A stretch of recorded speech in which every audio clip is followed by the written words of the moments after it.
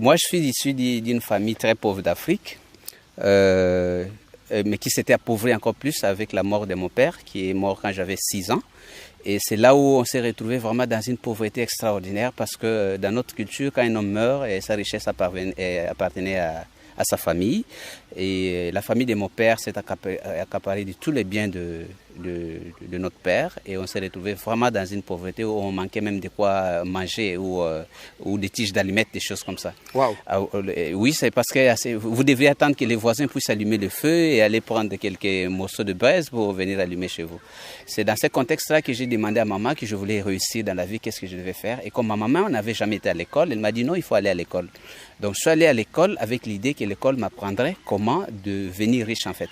Aujourd'hui en Afrique, il y a de plus en plus de personnes qui sont millionnaires ou même milliardaires. Ça, c'est une information que tu connais. Mais ce que tu sais peut-être moins, c'est qu'on estime aujourd'hui pratiquement à 90% les personnes qui sont devenues riches en Afrique sans faire d'études. Les gens qui sont devenus riches aujourd'hui en Afrique en ayant fait des études sont très peu nombreuses. La plupart du temps, c'est soit des gens qui sont liés à la politique, tu en connais certainement, ou alors des gens qui ont gagné des fortunes sans avoir fait d'études du tout. Et là-dessus, tu as vraiment une liste très longue dans beaucoup de pays, des gens qui ont vraiment juste des parcours astronomiques, quoi. Le problème, c'est que la plupart du temps, ils ne disent pas comment ils ont fait. Ils cachent leurs secrets ou alors ne savent simplement pas communiquer dessus. Aujourd'hui, en exclusivité pour toi, on a un entrepreneur qui est super connu sur le continent africain, qui a la gentillesse de venir à Paris et avec qui on a une interview, qui va nous partager son parcours parce qu'il est vraiment parti de rien. Il a étudié comme toi et moi probablement, et il est devenu riche derrière en apprenant des secrets sur la richesse qu'il a condensé dans un livre qui s'appelle La chèvre de ma mère. Tu vois peut-être de qui il s'agit. Je te parle de Ricardo Quignama. Il nous a fait le plaisir de nous donner un entretien qui est super riche. Franchement, si tu as envie de changer ta condition, si tu as envie d'apprendre des choses sur la richesse, sur les finances, cette interview elle est faite pour toi. Et je compte vraiment sur toi pour ne pas avoir l'égoïsme de la regarder tout seul, mais de la partager autour de toi. À tout ce que tu aimes, même à ce que tu n'aimes pas, parce que ça va les aider quand même à changer leur quotidien. Donc je compte vraiment sur toi. Et si tu découvres la chaîne au travers de cette interview, sache que ici tu es sur Investir au Pays, une chaîne qui est dédiée à l'entrepreneuriat et à l'investissement, parce que je suis convaincu que ce sont les deux piliers sur lesquels les Africains doivent s'appuyer pour faire développer leur continent. Donc je compte sur toi pour t'abonner. Et la chose que tu peux faire aussi, c'est aller dans la barre de description pour recevoir gratuitement le petit livret que j'ai écrit intitulé 10 bonnes raisons de devenir entrepreneur. Mais je t'en dis pas plus, passons à l'interview.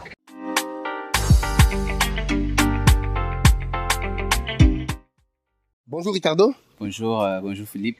Merci beaucoup de nous avoir fait le plaisir et le privilège d'être avec nous cet après-midi pour cette interview. Est-ce que tu peux juste te présenter pour ceux qui ne te connaissent pas? Qu'est-ce que je dirais? Je suis Ricardo Quignama. Je suis un self-made man, un entrepreneur parti de rien. Mais ouais. je suis plus connu comme auteur du livre La chèvre de ma mère. Donc, comment devenir riche en partant de rien. Un livre que j'ai écrit pour montrer à tous ceux qui veulent devenir riches en partant de rien comment j'avais fait ce parcours afin qu'eux aussi puissent trouver comment ils peuvent aussi le faire. Voilà. Justement, moi j'ai découvert ton livre La chèvre de ma mère et franchement c'est un livre juste génial.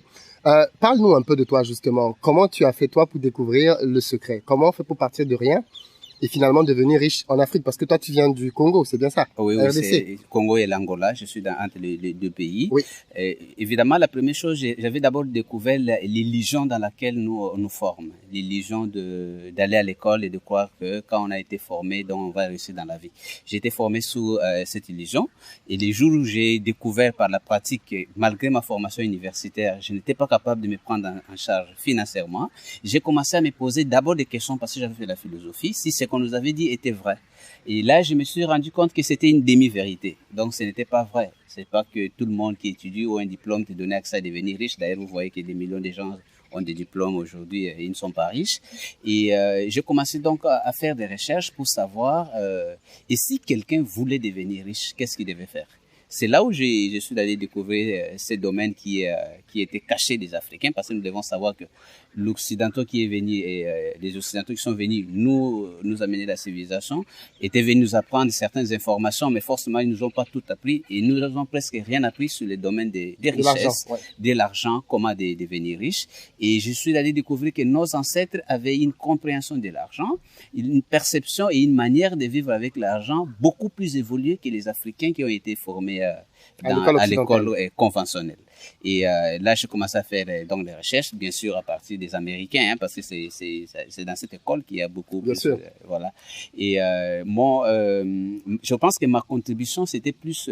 parce que la richesse est culturelle, d'amener cette compréhension dans le cadre africain. Comment l'Africain comprend l'argent et qu'est-ce qui ne marche pas dans la culture de l'Africain aujourd'hui. Mais ça, c'est un problème parce que justement, moi, je me suis rendu compte en lisant beaucoup de livres d'Américains que c'est très bien. Mais ça ne s'applique pas à l'Afrique. C'est-à-dire que même si les principes sont vrais, mais les cas pratiques, on ne les retrouve pas dedans. Moi, j'ai beaucoup aimé un livre comme le tien parce que toi, tu parles des réalités africaines, justement. Oui. Tu parles d'une chèvre. Oui. Un Américain ne parlera jamais d'une chèvre. Oui, mais c'est bien sûr parce que tu peux pas aussi venir parler des pièces de rechange des TGV en Afrique où il n'y a pas de TGV. Donc, on doit savoir que la richesse est culturelle. Et on doit parler de la richesse dans un langage qui permet à la personne de comprendre dans sa culture. Et le problème maintenant, l'Africain ne comprend justement pas ce que c'est la richesse parce qu'on lui parle dans un langage occidental. Et c'est pour cela que l'Afrique est pauvre aujourd'hui. Alors, nous amenons cette contribution scientifique de lui faire comprendre dans sa culture c'est quoi la richesse. Vous voyez, quand il y a un billet de 100 € et une chèvre, il ne sait pas faire la relation entre la chèvre et le billet de 100 €. Mais on lui dirait, mais justement, les 100 €, c'est un papier qui représente la valeur de ta richesse. Qui représente la richesse. Voilà. Alors, l'utilisation de la richesse, ce qui est très important, l'utilisation de la richesse, il va comprendre quand il comprend d'abord la valeur de la richesse. Vous avez vu que le livre La chèvre de ma mère a changé énormément de personnes. Ben oui. Parce que je pense que les Africains avaient besoin d'un livre qui les aidait à comprendre la logique, le principe et les dynamiques de la richesse. Et je suis sûr qu'il y aura de plus en plus d'Africains qui pourraient devenir riches quand ils auront compris. Et j'appelle ça l'arithmétique. Parce que vous ne pouvez pas aller faire des équations à plusieurs intégrales si vous ne maîtrisez pas l'arithmétique de base. Alors cette base est indispensable. Ça m'a aidé moi-même. Vous savez que j'ai débuté dans les affaires en 2007 avec... Tu peux juste te rapprocher? Oui. Mais vas-y, je veux pas que tu sortes du cadre. En 2007 avec un capital de près de l'équivalent de la chèvre de ma mère. Et jusqu'à ce que j'ai atteint les statuts millionnaires, je n'avais jamais pris de crédit. Oui, c'est vrai qu'il faut prendre des crédits après. Mais jusqu'à ce jour, je n'avais pas pris. Mais c'était parce que j'avais une intelligence financière et une culture financière qui vaut plus que de l'argent au début d'une affaire. Ben écoute, justement, moi je veux que tu nous parles un peu de ton parcours personnel. C'est-à-dire là, tu viens de nous parler un peu effectivement de tout ce que tu as vécu dans les grandes lignes. Mais je veux qu'on entre un peu dans les détails et que tu nous dises d'où tu viens, ton background et surtout par quelle situation familiale tu es passé. Je les connais un peu parce que je connais un peu ton parcours. Voilà. Mais je veux que tu les racontes un peu à ceux qui vont te découvrir pour qu'ils voient à quel point tu viens de loin. Depuis l'histoire familiale dans ton village avec ta mère, avec la vraie chèvre. Voilà. Et comment tu as progressé jusqu'au jour où tu es devenu millionnaire. Et les grandes leçons que tu as apprises. Moi, je suis issu d'une famille très pauvre d'Afrique, mais qui s'était appauvrie encore plus avec la mort de mon père, qui est mort quand j'avais 6 ans. Et c'est là où on s'est retrouvé vraiment dans une pauvreté extraordinaire, parce que dans notre culture, quand un homme meurt, sa richesse appartenait à sa famille. Et la famille de mon père s'est accaparée de tous les biens de notre père, et on s'est retrouvé vraiment dans une pauvreté où on manquait même de quoi manger ou des tiges d'allumettes, des choses comme ça. Wow. Oui, c'est parce que vous devriez attendre que les voisins puissent allumer le feu et aller prendre quelques morceaux de braise pour venir allumer chez vous. C'est dans ce contexte-là que j'ai demandé à maman que je voulais réussir dans la vie, qu'est-ce que je devais faire. Et comme ma maman n'avait jamais été à l'école, elle m'a dit non, il faut aller à l'école. Donc je suis allé à l'école avec l'idée que l'école m'apprendrait comment devenir riche en fait. Alors je suis allé à l'école. Bon, à cet âge-là, on ne se pose pas trop de questions et j'ai étudié avec l'idée que l'école m'apprenait comment devenir riche. Mais c'est lorsque j'ai fini mes études, j'ai commencé à chercher un emploi et je n'en trouvais pas. Vous savez, en Afrique, le chômage, c'est vraiment un vrai problème. C'est là pour la première fois que je me suis posé la question de dire, et j'avais 28 ans et j'avais un revenu d'à peu près $15 le mois. Je me suis posé la question, j'ai dit, mais est-ce que ce que ma maman m'avait dit, c'était vrai? J'étais quand même brillant à l'école et pourquoi je ne réussis pas financièrement? Alors je me dis, voilà, j'ai 28 ans. Je ne sais même pas me marier. Ma maman qui n'avait pas été à l'école nous avait quand même pris en charge. Donc, peut-être financièrement, elle était plus intelligente que moi. Alors, j'ai voulu savoir quel était le secret de ma mère. C'est là où j'ai raconté l'histoire de la chèvre de ma mère. Parce que lorsqu'on s'est retrouvé dans la pauvreté, avec la seule chèvre qu'on nous avait donnée, on a commencé à faire la pression à la maman pour tuer la chèvre. Et elle nous a dit, je ne peux pas tuer cette chèvre. Tuer pour la manger? Pour la manger, voilà. Alors, un jour, elle nous a dit, si je tue la seule chèvre que nous avons, alors nous resterons pauvres pour toute la vie. Mais si nous gardons cette chèvre, à la longue, elle peut se multiplier et cela nous aidera de sortir de la situation où nous nous trouvons. Alors, de sa décision de garder la chèvre, était né un troupeau de chèvres et c'est grâce à ce troupeau de chèvres que j'étais parti à l'école. Et lorsque j'ai commencé à faire les recherches sur l'intelligence financière, notamment avec Benjamin Franklin, Kiyosaki, et Clason et tout, je voyais que les principes étaient vraiment similaires aux principes de ma maman, que devenir riche n'a pas à voir avec la quantité d'argent que vous gagnez, mais avec ce que vous faites de votre argent. C'est comme avec la chèvre. Quand vous avez une chèvre, vous pouvez décider de consommer votre chèvre et de ne plus avoir un troupeau de chèvres, tout comme vous pouvez décider de garder la chèvre et de cette chèvre pénétrer un troupeau de chèvres. C'est dans cette logique-là que j'avais compris qu'avec l'argent, nos décisions, avec l'argent ou la richesse, peuvent faire en sorte qu'on devienne pauvre ou qu'on sorte de la pauvreté et devenir riche. Tout à fait. Et là, j'avais décidé donc d'adopter donc le comportement de ma mère.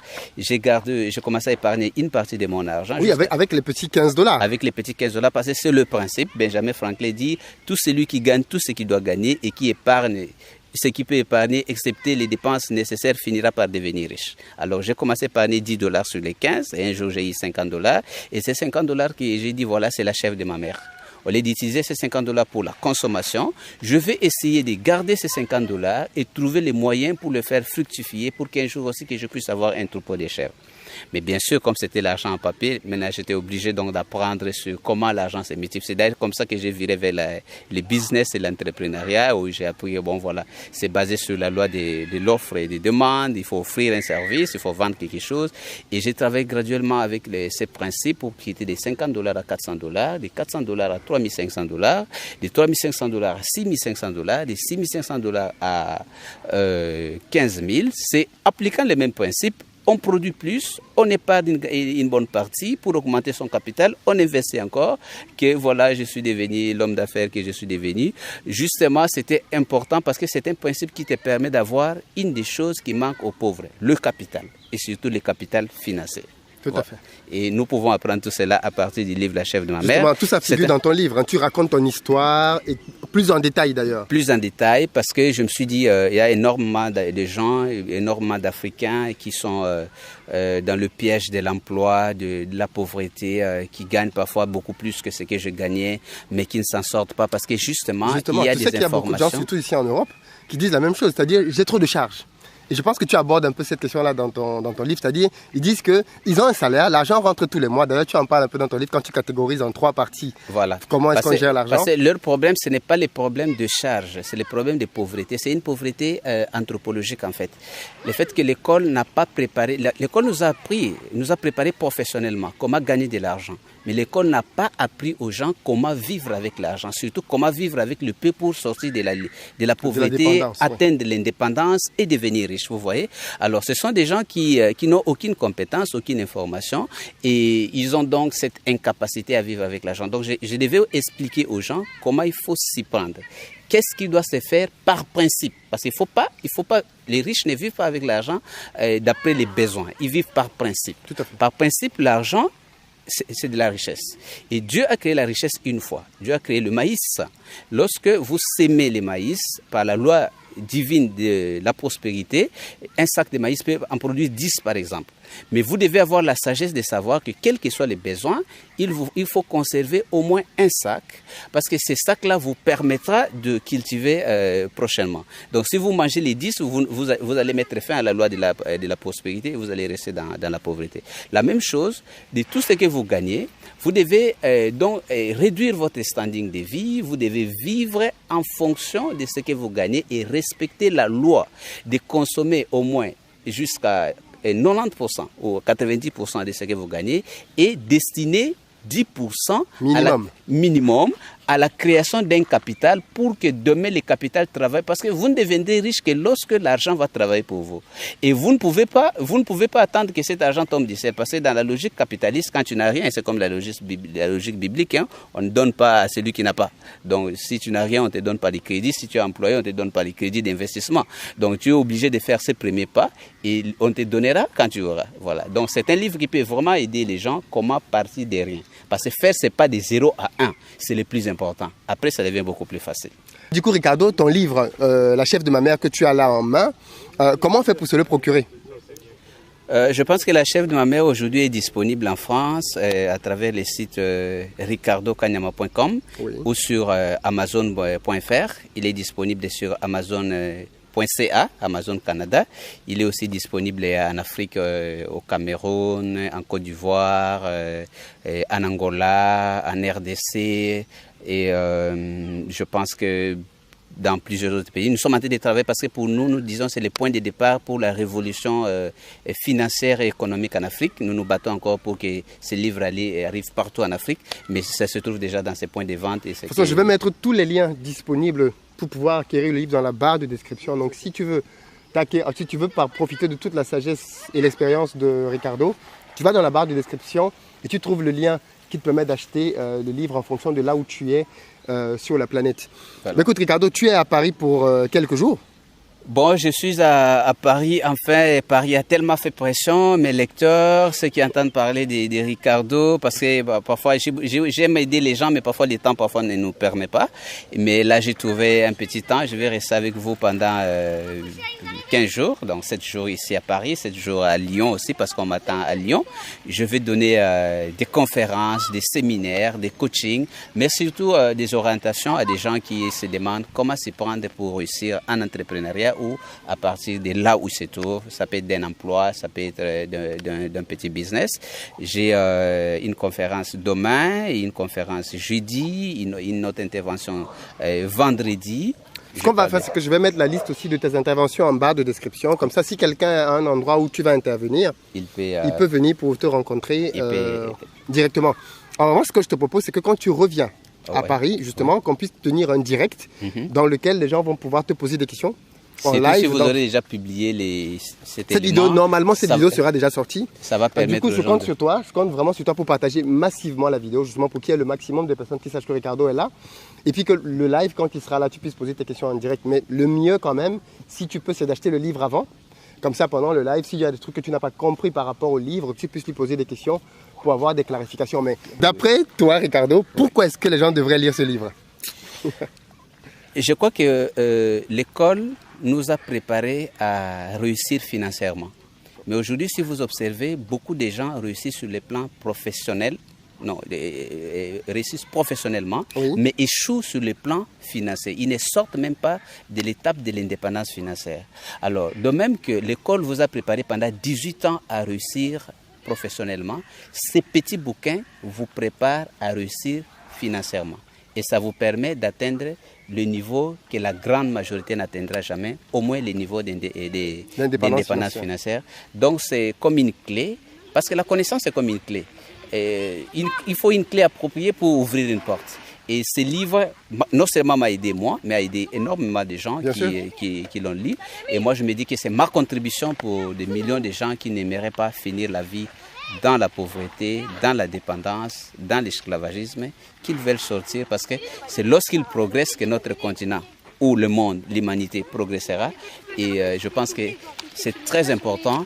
Beaucoup de gens qui lisent les livres aujourd'hui disent Ricardo, si j'avais lu ces livres il y a 20 ans, il y a 10 ans, je ne serais pas ce que je suis aujourd'hui. Alors je n'aimerais pas que les gens regrettent dans 10 ans, 20 ans, 10 ans. Oh, mais si on savait à ce moment-là, Philippe, tu devais bien nous expliquer que c'était un livre important parce que les gens ils n'ont pas beaucoup de temps. Mais du coup, voilà, votre vie est tellement importante et la vie financière, les succès financiers est tellement important et ça vaut la peine donc de prendre 1 ou 2 jours pour savoir de quoi il est question dans les livres La chèvre de ma mère. Super. Mais Ricardo, en début de cette interview, justement, j'ai fait prévaloir le fait que beaucoup de gens qui sont riches en Afrique n'ont pas fait d'études. Oui. Beaucoup de gens qui sont en Afrique aujourd'hui, malheureusement, ne partagent même pas sur leurs secrets de richesse. On aime bien dire que les Africains cachent les secrets de leur richesse. Est-ce que toi, Ricardo, tu peux nous dire quelle est la différence entre toi aujourd'hui et l'un de ces multimilliardaires-là? Bien sûr, il y a une différence de taille parce que ces gens, j'appelle ça nos parents. Cette génération de nos parents qui étaient devenus riches ne nous avaient pas transmis leurs secrets. Du coup, quand vous n'avez pas les secrets des anciens, vous n'avez pas comment répéter leurs exploits. Alors, c'était dû à 2 choses. D'abord, l'Africain n'aime pas transmettre, il ne sait pas l'importance, comme les Américains font, de transmettre les secrets aux autres pour aider les autres à réussir. C'est une vieille tradition qui voulait que, voilà, quand un père connaissait les secrets, par exemple, de la guérison, il les cachait même à ses propres enfants. Il va leur dire, je pense, à un seul enfant et avant sa mort, ce qui fait que l'Africain a perdu de la connaissance comme ça. Ça, c'est une première raison. Donc, il ne savait pas l'importance de le faire. La deuxième raison, c'est que, vous savez, les philosophes disent la pratique sans théorie est aveugle et la théorie sans pratique est vide. Parfois, des gens, ils ont fait des choses. Vous voyez, nos parents, parfois, mettent du sel, mettent du sel dans la nourriture, mais ils ne peuvent pas expliquer combien de grammes de sel il faut mettre dans combien de litres d'eau. Ils le font de façon empirique. Parce que pour communiquer sur quelque chose, il faut avoir des connaissances du niveau académique. Il faut comprendre les principes, il faut comprendre la logique, il faut comprendre scientifiquement la chose. Alors, moi, je représente donc cette génération de gens qui ont été à l'école et qui n'ont pas eu la chance d'occuper des grands postes en politique et qui doivent réussir à partir de là où ils se trouvent, d'un emploi de départ, d'un petit salaire, d'un petit métier. Alors, à eux, je suis différent parce que j'amène une connaissance qui leur permet à eux de devenir riches. Comme ça, demain, nous aurons une génération de gens qui seront riches, non pas de ceux qui n'avaient pas étudié, qui ont travaillé de façon empirique, mais des gens qui ont étudié et qui savent exactement, scientifiquement, et voilà, selon ce qui doit se faire, comment il faut faire à partir de rien pour devenir riche. Ben justement, excuse-moi, mais avant de se séparer, est-ce que tu as un message, le message de conclusion que tu veux donner avant le direct qu'on va faire? Je le rappelle, on va faire un direct avec Ricardo dans quelques jours. Donc, abonne-toi et active les notifications pour que tu ne rates pas le direct avec Ricardo. Quel est ton mot pour la fin? Je pense que moi, j'ai un message d'appel à la conscientisation de notre continent. Aujourd'hui, nous sommes un continent marginalisé, nous sommes un continent exploité, humilié, et nous n'existons pas. Mais si nous n'existons pas, c'est parce que nous n'avons pas appris à utiliser l'arme qui est la richesse. Et je me dis, la pauvreté, nous devons la prendre au sérieux. C'est une pandémie comme le sida. C'est le sida économique. Il fait beaucoup de ravages. Il fait beaucoup de morts. En Afrique, beaucoup de gens meurent aujourd'hui jeunes, directement ou indirectement par l'effet de la pauvreté. Dès lors que nous avons découvert une solution qui peut aider, je pense que l'Africain aujourd'hui devait se mobiliser et savoir que ne plus attendre que quelqu'un vienne le rendre riche. Parce que devenir riche, c'est une responsabilité personnelle d'abord. Tu peux même être ici en France, n'attends pas que le gouvernement français te rende riche. Tu peux être aux États-Unis, n'attends pas que le gouvernement américain te rende riche. Et tu ne peux pas attendre que le gouvernement qui ne le fait pas pour les Français ici viendrait le faire pour toi, Africain. Il faut seulement savoir que de même que personne ne mange à ta place, personne ne peut devenir riche à ta place. Ça, c'est la première chose. C'est une responsabilité personnelle. Deuxième chose, il faut savoir que c'est possible. C'est possible. Toute personne, selon la loi de Dieu, avec la connaissance, parce que l'homme devient ce qu'il apprend. De même que vous n'avez pas vu des gens naître des médecins, des gens naître des avocats, ils ont appris et ils sont devenus. On peut apprendre à devenir riche et travailler avec ces connaissances et devenir parfaitement riche. Aujourd'hui, nous savons que les plus grands riches du monde, comme Jeff Bezos, comme Bill Gates et beaucoup d'autres, nous autres, on était pauvres comme n'importe qui, mais lorsqu'on a des connaissances nécessaires, on peut sortir de la pauvreté. Et lorsque vous réussissez, vous donnez la chance à l'Afrique, vous sauvez des millions de vies, vous donnez de l'espoir à ce continent. Donc c'est important que nous puissions savoir que l'Afrique a besoin de faire la révolution économique, comme l'Asie, comme la Corée l'a fait, comme la Chine, comme le Japon. Et cela doit commencer par la révolution mentale. Ça veut dire que nous devons enrichir notre mental avec ce genre de connaissances. Je suis convaincu que ce que Ricardo connaît aujourd'hui, si des millions d'Africains peuvent le connaître, l'avenir nous appartient. Mais du coup, effectivement, franchement, ce que tu dis là est excellent. Mais tu sais quand même qu'il y a un problème. Oui. C'est que malheureusement, dans notre culture, les gens ne lisent pas beaucoup. Donc si tu mets un trésor dans ton livre, il y a des chances que les gens passent à côté. Oui, mais écoute Philippe, si moi je souffre de la pauvreté et là vous me dites que du coup il y a les diamants ici en bas et je continue à te dire que je vais sortir de la pauvreté et je ne vais pas prendre conscience qu'il faut que je change, que je creuse pour avoir les diamants, ce n'est plus ton problème, ça c'est mon problème. C'est vrai, l'Africain n'aime pas lire. Il y a même quelqu'un qui a dit si tu veux cacher quelque chose à un Africain, il faut mettre dans les livres. Et moi-même Ricardo, je n'aimais pas lire. Mais lorsque j'ai découvert que la solution se trouvait dans les livres, Nous ne lisons plus pour le plaisir. Nous lisons parce que notre vie a de l'importance. C'est le prix à payer pour sortir de là où nous sommes. Parce que la pauvreté actuelle en Afrique, ce n'est pas une pauvreté en termes de ressources naturelle. C'est une pauvreté anthropologique. Ça veut dire une absence de connaissances. Je ne sais pas si vous comprenez. Très bien. Donc nous lisons comme par sacrifice, nous devons prendre la décision de changer. Vous savez, quand une habitude vous amène à la mort, vous devez changer cette habitude. Et je pense qu'aujourd'hui, nous devons prendre conscience que la solution se trouve dans les livres. Et pas n'importe quel livre aussi. Il y a des 50 000 livres qui sont publiés par an. Je ne vous demande pas d'aller dévorer tous les romans qui se trouvent dans les librairies. Vous n'avez pas le temps. Mais il y a des livres qui vous aident à gagner, à réussir la vie personnelle, que ce soit la vie personnelle ou la vie financière. Et ces livres-là, je vous dis, si vous ne les lisez pas, vous pouvez étudier pendant 18 ans, travailler toute votre vie. Non seulement vous allez finir dans la pauvreté, mais votre enfant seront condamnés à faire le même parcours de travailler pour l'argent et rester pauvre. Donc, si vous savez lire, vous êtes obligé donc de changer cette habitude et c'est maintenant. Merci beaucoup Ricardo, je crois que c'est très clair. Merci Philippe. Merci. Du coup, Ricardo, justement, c'est super difficile et rare de t'avoir. Et je pense que le fait que tu es là va nous permettre de pouvoir travailler ensemble et de produire une formation.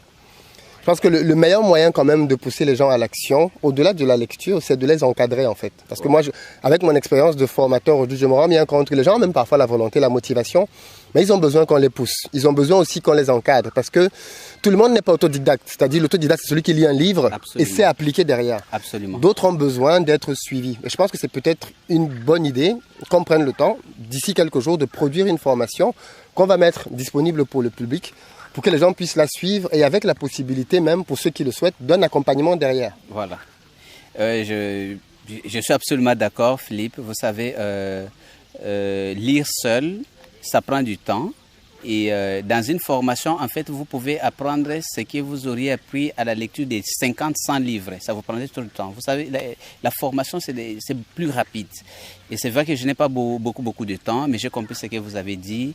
Des gens qui se posent des questions, ils travaillent, mais ils n'avancent pas. Ils travaillent, ils ont des rêves d'atteindre l'indépendance financière, d'investir, de devenir entrepreneur. Par où il faut commencer? Nous allons donner donc cette formation. Je vais donc ménager mon temps pour profiter. Vous savez, le temps, c'est time is money. Ça serait une formation cadeau qu'on pourrait faire peut-être à moins de 2 000 €, mais juste pour aider les gens. Si quelqu'un pense vraiment que sa vie est beaucoup plus importante que de l'argent, alors il n'a qu'à investir de l'argent pour un avenir meilleur. Je serai là.